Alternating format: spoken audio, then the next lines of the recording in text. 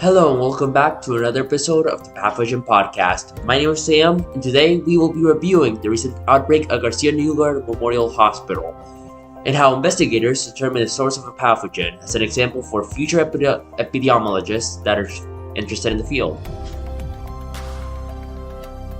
Okay, we're going to start off with some prerequisites before we start. The disease only affected 11 patients, all of which were in different locations and floors throughout the hospital itself.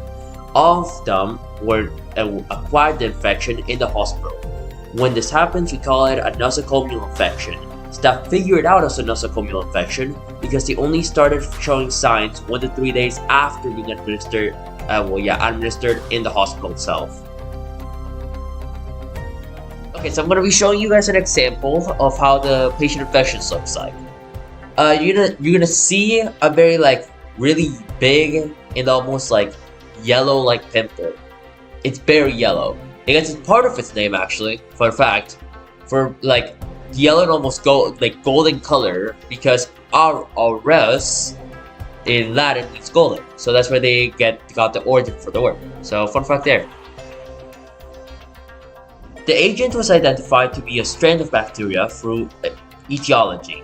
Etiology is a distinct set of causes that is linked to a certain agent. In this case, the etiology for the bacteria infection are physical contact with infected material, consumption of contaminated materia, and an imbalance in natural flora, or when a strain of bacteria goes somewhere that it shouldn't be inside of your body.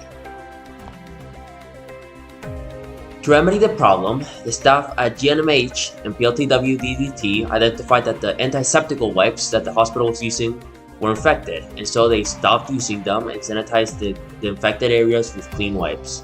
And to help the patients, the hospital had to clean the infected areas in their bodies and drain the abscesses if present, and use antibiotics in regular basis.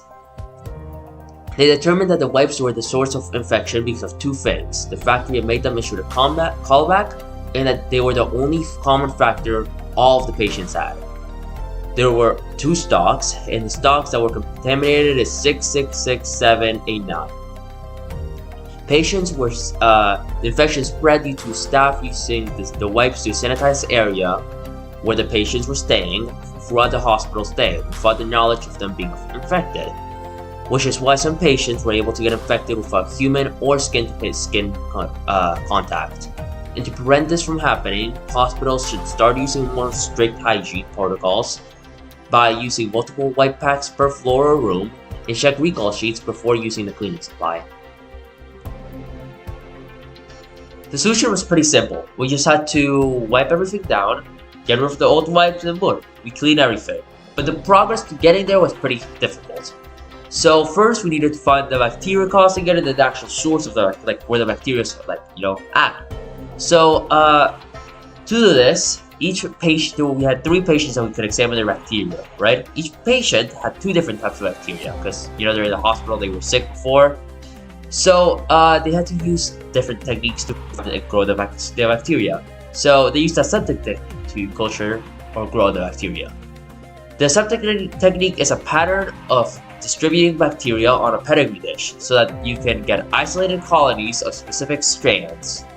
After analyzing those colonies and making some hypotheses, they use the gram staining technique to further narrow down the possible list of bacteria that could be affecting the patients. At the end of the experimentation, they found that every single patient, the ones that we examined, were sharing the same bacteria, Staphylococcus aureus. So that just about wraps up the story of this outbreak. And while yes, this is a pretty straightforward case, it isn't always like this, which is why epidemiologists are so important in this field. And they help thousands of lives in hospitals daily throughout the world. And it can happen in places like your local hospital and your local clinic. It's way closer than you think. Epidemiologists are all around the world constantly helping governments, agencies, everything, and we should value them more. Hope you guys tune in for another episode of the Pathogen Podcast. My name is Sam, and I'm signing off.